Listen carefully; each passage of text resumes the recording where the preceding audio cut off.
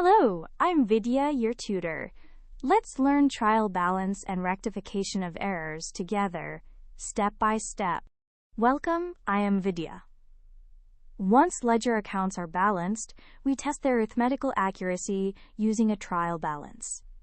In this chapter, we learn to prepare it, understand the errors it may miss, and rectify mistakes properly. A trial balance is a statement listing the debit and credit balances of all ledger accounts on a particular date. If our recording and posting are arithmetically correct, the total of the debit column equals the total of the credit column. Here is a simple trial balance.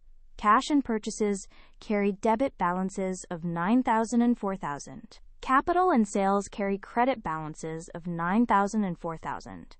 Both columns total 13,000 rupees, so the trial balance agrees. A balanced trial balance does not guarantee perfection. Some errors stay hidden. Errors of complete omission. Errors of principle, like treating capital expenditure as revenue.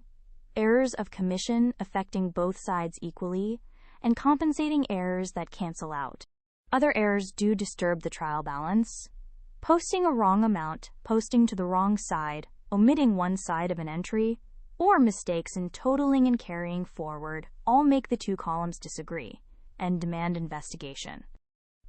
We correct errors by rectifying entries.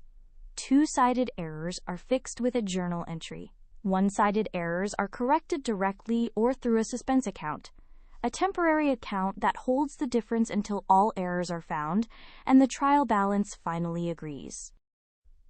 To recap, the trial balance checks arithmetical accuracy by matching debit and credit totals, yet certain errors remain undisclosed. We classify errors, then rectify them through journal entries or a suspense account until the books are correct and balanced. Great work! Keep learning with Vidya and visit CBSETest.com for free lessons, worked examples, and practice tests.